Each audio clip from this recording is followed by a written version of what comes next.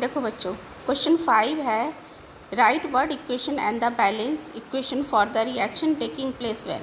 Reaction है उसको word equation में भी लिखना है, बैलेंस भी करना। वर्ड में जैसे लिख रखा है कि dilute sulphuric acid react with zinc granule, तो पूरा वर्ड इक्वेशन लिखेंगे। तो वर्ड लिख दिया हमने, सल्फ्यूरिक एसिड लिया, ठीक है। इसके ब्रैकेट में तुम डाइल्यूट भी लगा सकते हैं, DIL भी लिख सकते हैं, ठीक है। प्लस जिंक Zn ले लिया हमने, जिंक लिख दिया। क्या बनता है जब एसिड मेटल के साथ रिएक्ट करता है तो साल्ट और हाइड्रोजन गैस बनता है। तो यहाँ पे साल्ट बन गया हमारा जिंक सल्फेट और दूसरा क्या हो गया, हाइड्रोजन, ठीक है। तो अब इसका इक्वेशन लिख दिया H2SO4 equals plus ZnS equals की जगह हम डाइल्यूट भी लिख सकते हैं, एक ही बात है, ठीक है। सॉल्यूशन डाइल्यूट सॉल्यूशन इक्वस ही होता है, इसीलिए यहाँ पे लिखा हुआ दोनों चीज़ सही है। ZnSO4 बनेगा प्लस H2। उसी तरह सारे इक्वेशंस हो जाएंगे। Dilute hydrochloric acid react with magnesium ribbon, hydrochloric acid लिखा प्लस मैग्नीशियम, एरो का निशान देंगे, magnesium chloride plus hydrogen gas, ठीक है। अब बैलेंस करने के बाद यहाँ पे एरो का निशान दिया है ना बेटा, उसको एक लाइन में इक्वल करके हम बैलेंस के निशान में भी लिखेंगे, तब ज़्यादा करेक्ट आंसर हो जाएगा आपका। 2HCl प्लस Mg, एरो का चिन्ह MgCl2 plus H2। HCl hydrochloric acid का सिंबल हो गया, मैग्नीशियम Mg का, तो एसिड मेटेरियल के साथ रिएक्ट किया तो साल्ट और हाइड्रोजन गैस बन गया। उसी तरह नेक्स्ट भी है dilute sulphuric acid react with aluminium powder. यहाँ पे भी एसिड और एल्यूमिनियम पाउडर के बीच में रिएक्शन है। एल्यूमिनियम क्या है, मेटल है, तो साल्ट और हाइड्रोजन गैस बन गया। अब बैलेंस करने के बाद एक लाइन में और आपको नीचे नेक्स्ट लाइन एक और लिख दोगे, 3H2SO4 equals plus 2Al solid, इसके बाद इक्वल का निशान दे के लिख देना Al2SO4 का होल 3 इक्वस प्लस 3H2। यहाँ पे इक्वल की निशान, एरो के निशान की जगह इक्वल का निशान ज़्यादा बेटर रहेगा बैलेंस करने के बाद, ठीक है। Dilute hydrochloric acid react with iron filling, hydrochloric acid HCl, iron के लिए Fe लिखते हैं, फेरिक क्लोराइड FeCl3 और हाइड्रोजन H2। ये सारे में मेटल एसिड के साथ रिएक्ट करके साल्ट और हाइड्रोजन क्लोराइड बना रहा है। अब फेरिक क्लोराइड का सिंबल फॉर्मूला कैसे लिखते हैं, पहले चैप्टर में आपने सीख रखा है। फेरिक की वैलेंसी क्या होती है 3 और क्लोरीन की 1 होती है, तो इसलिए फॉर्मूला क्या बन गया, FeCl3।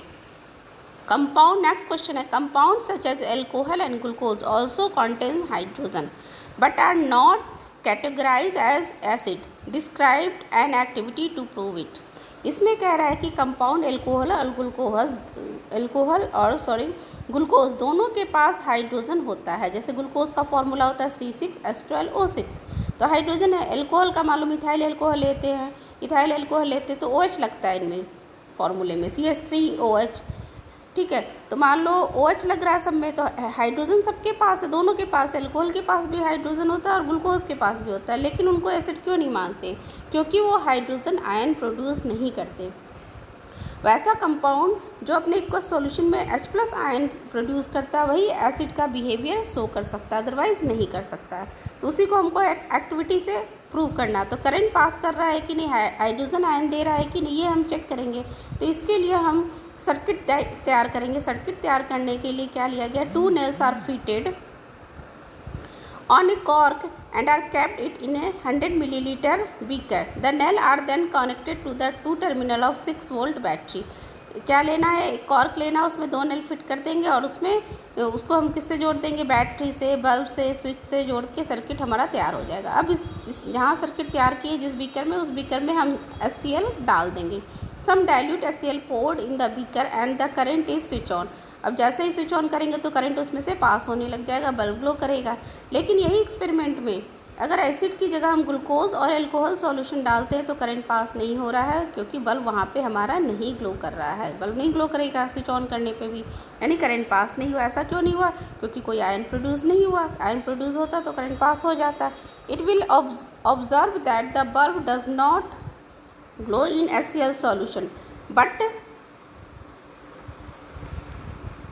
but glow in the glucose solution, glucose solution but does not glow in the glucose solution। HCl solution में ग्लो किया, लेकिन ग्लूकोज में या अल्कोहल में हमारा बल्ब ग्लो नहीं किया। देखो यहाँ पे डायग्राम बना हुआ है, HCl डाल रहे हैं तो यहाँ पे बल्ब ग्लो कर रहा है, ठीक है। लेकिन जब ग्लूकोज सॉल्यूशन डाला, bulb does not glow, bulb हमारा ग्लो नहीं कर रहा है, यानी कि वो H+ आयन नहीं दे रहा।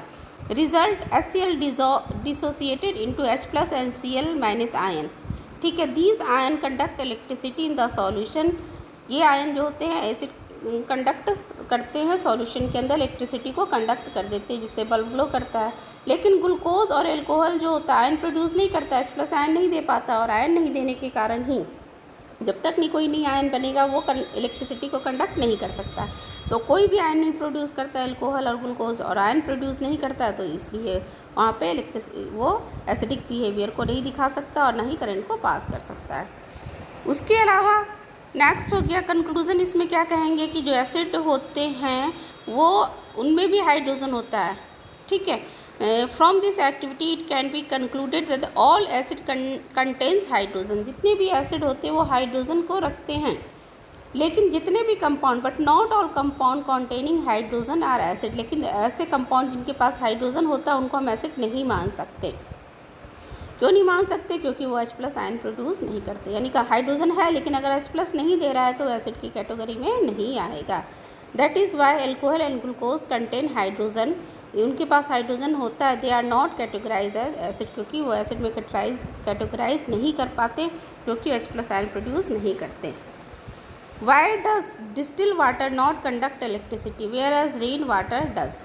इलेक्ट्रिसिटी को कंडक्ट करने के लिए आयंस होना ज़रूरी है। जब तक नहीं वो डिसोसिएट होकर आयंस नहीं देगा वो करंट नहीं पास होगा। अब डिस्टिल वाटर के पास कोई भी आयन नहीं होता, ठीक है, प्योर फॉर्म ऑफ वाटर होता है। आयन नहीं होने के कारण वह करंट को पास नहीं करता। लेकिन जो रेन वाटर है ना वो इम्प्योर फॉर्म होता है, उसमें एसिड जैसी बहुत सारी इम्प्योरिटीज़ होती है जिससे वो आसानी से आयन दे देता है, और आयन देने के कारण ही इलेक्ट्रिसिटी को कंडक्ट कर पाता है। Distil water is a pure form of water and divide of any ion. उसके अंदर कोई भी आयन स्पीसीज नहीं होती। Therefore it does not conduct electricity. Rain water being an impure form of water, impure form of water होता है, contains many आयनिक species such as acid. उसके अंदर एसिड और दूसरे स्पेसीज होते हैं, आयनिक स्पेसीज होते हैं। Therefore it conduct electricity. और एसिड होने के कारण और दूसरे आयनिक कंपाउंड होने के कारण वो आयंस प्रोड्यूस करता है, और इसलिए उसमें से करंट पास हो सकता है।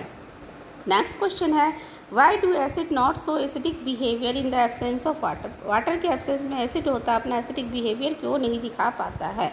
बताई थी एसिड अपना बिहेवियर जब ही दिखा पाता है जब वो आयोनाइज हो। आयोनाइज होने के लिए उसको एक्वस सॉल्यूशन चाहिए, और एक्वस सॉल्यूशन में जब आयोनाइज होता है तो H प्लस आयन देता है। तो वही दे रखा है acid do not so acidic behaviour in the absence of water because the dissociation of hydrogen ion from N acid occur in the presence of water. Water के प्रेजेंस में ही acid जो होता है H प्लस आयन दे पाता है। It is the hydrogen ion that are responsible for the acidic behaviour. Acidic behaviour दिखाने के लिए H प्लस आयन उसके पास होना जरूरी है।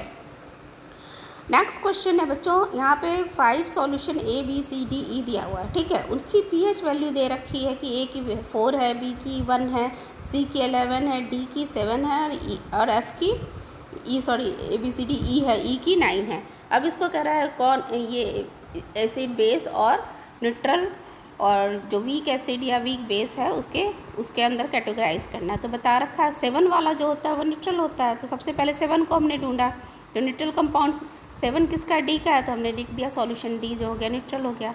अब सबसे ज़्यादा किसका है, 11 है, तो 11 क्या हो गया, ज़्यादा वाला जो होता है एल्किलाई होता है, बेस होता है, तो स्ट्रॉन्ग एल्किलाइन हो गया C सॉल्यूशन। सबसे कम किसका 1 का है, तो 1 हमारा स्ट्रॉन्ग एसिड हो गया, ठीक है। अब 7 से कम वाले सारे एसिड होते हैं, तो 4 भी हमारा एसिड है लेकिन वो कैसा हो गया, वीक एसिड हो गया। और 7 से जितने भी ज़्यादा वाले सारे बेस होते हैं, तो 9 वाला भी हमारा बेस है लेकिन वो कैसा बेस हो गया, वीक एल्किलाइन हो गया, है ना। एल्किलाइन सॉल्यूशन, एल्किलाइन और बेस जो होता है वो एक ही चीज़ होती है, केवल सॉल्यूशन का डिफरेंस होता है। The pH can be arrange in the increasing order of concentration of hydrogen ion. अब pH हाइड्रोजन आयन कंसनट्रेशन के अकॉर्डिंग इसके pH को अरेंज करो। जो एसिड होती है उसके पास हाइड्रोजन आयन सबसे ज़्यादा होता है, ठीक है। तो यानी कि जो मोर एसिड कौन है, 1 है, 1 के पास सबसे ज़्यादा होगा, और बेस के पास सब कम होता चला जाता है।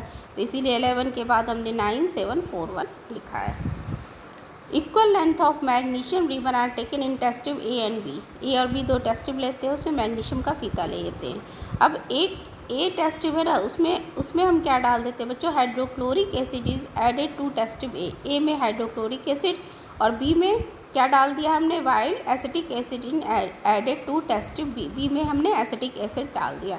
अब किसमें फिजिंग साउंड तेज़ी से निकलेगा। अब दोनों मैग्नीशियम का फीता मेटल है, मेटल एसिड के साथ रिएक्ट करता है तो साल्ट और हाइड्रोजन गैस देता है, तो दोनों में हाइड्रोजन गैस बनेगी। लेकिन HCl स्ट्रॉन्ग एसिड होता है तो उसमें हाइड्रोजन गैस तेज़ी से बनेगा। ठीक है, तो the fizzing will occur strongly in test tube A, इसलिए ए में चूँकि HCl है इसलिए ए में ज़्यादा तेज़ी से निकलेगा sound. In which hydrochloric acid is added, क्योंकि उसमें HCl है। This is because HCl is a strong acid, HCl strong acid है then acidic acid and therefore produce hydrogen gas at a faster speed due to which fizzing occur, जिससे उसमें तेज़ी से fusing निकलेगा और हाइड्रोजन गैस प्रोड्यूस होगा किसके अंदर, ये इसके अंदर जिसके अंदर हाइड्रोक्लोरिक एसिड है। ठीक है, नेक्स्ट क्वेश्चन है fresh milk has a pH of 6, how do you think the pH will change as it turns into curd, explain your answer. Fresh milk का pH 6 होता है, जब वो दही में बदलता है तो उसके अंदर लैक्टिक एसिड ज़्यादा हो जाता है तो pH वैल्यू क्या हो जाएगी उसकी, और ज़्यादा कम हो जाएगी क्योंकि एसिड की मात्रा ज़्यादा हो जाएगी। तो pH of milk is 6, as it change into curd the pH will reduce, कम हो जाएगा because curd is acidic in nature, acid present in decrease the pH, जैसे जैसे एसिड बढ़ जाएगा pH वैल्यू क्या हो जाती है, डिक्रीज हो जाती है, क्योंकि जितना pH कम होगा उसमें एसिडिक प्रॉपर्टी ज़्यादा होगी। A milkman added a very small amount of baking soda to fresh milk, एक दूध वाला होता है वो तो कुछ मात्रा में बेकिंग सोडा जो होता है दूध में डाल देता है। Why does it shift the pH of fresh milk from 6 to slightly alkali, ऐसा क्यों करता है कि वो फ्रेश मिल्क में को थोड़ा सा एल्कलाई बना देता है। The milk man shift the pH of fresh milk from 6 to slightly alkali, ऐसा एल्कलाई क्यों बना देता है, बिकॉज इन एल्कलाइन कंडीशन, जब वो थोड़ा बेसिक हो जाता है बेकिंग सोडा डालने पर, milk does not set into curd, उसका जो दूध है वो जल्दी से जमे नहीं, ख़राब नहीं हो, इसीलिए वो ऐसा करता है। Why does this milk take a long time to set a curd, अब इस दूध से जब दही बनाते हैं तो उसमें लंबा समय क्यों लगता है, क्योंकि वो थोड़ा बेसिक हो जाता है, तो पहले उसके बेस को न्यूट्रलाइज करते हैं और फिर उसमें लैक्टिक एसिड बनना स्टार्ट होता है, इसलिए ऐसा होता है। तो इसीलिए लिखा हुआ since this milk is slightly base than usual milk acid produce to set the curd are neutralise by the base, अब कर्ड बनने से पहले उसका जो एसिड होता है उसको पहले मिल्क की एसिडिटी को थोड़ा न्यूट्रलाइज करना पड़ता है उसके, therefore takes a long time for the curd to set, इसलिए दही बनने में थोड़ा ज़्यादा समय लग जाता है। प्लास्टर और पेरिस शुड बी प्लास्टर और Paris should be stored in a moisture proof container, explain why, जो प्लास्टर ऑफ पेरिस होता है उसको हम मॉइस्चर प्रूफ कंटेनर में क्यों स्टोर करते हैं, यानी एयर टाइट कंटेनर में क्यों स्टोर किया जाता है, क्योंकि पीओपी जब वाटर के कांटेक्ट में आता है तो जिप्सम में कन्वर्ट हो जाता है और सॉलिड और हार्ड हो जाता है और उसकी जो खुद की प्रॉपर्टी होती है वो ख़त्म हो जाती है, यानी वो यूजलेस हो जाता है। प्लास्टर और Paris should be stored in a moisture proof container because plaster of Paris a powder mass absorb water को एब्जॉर्ब करें to form a hard solid known as gypsum, इससे एक जिप्सम चीज़ बन जाती है जिससे प्लास्टर पीओपी की जो नेचुरल प्रॉपर्टी होती है वो ख़त्म हो जाती है, उसका इस्तेमाल हम दोबारा जिप्सम बनने के बाद नहीं कर सकते हैं, इसीलिए उसको हम वाटर प्रूफ कंटेनर में स्टोर करके रखते हैं। बुक एक्सरसाइज बच्चों कंप्लीट हो गया, सारे क्वेश्चन लर्न करने हैं। ठीक है बेटे।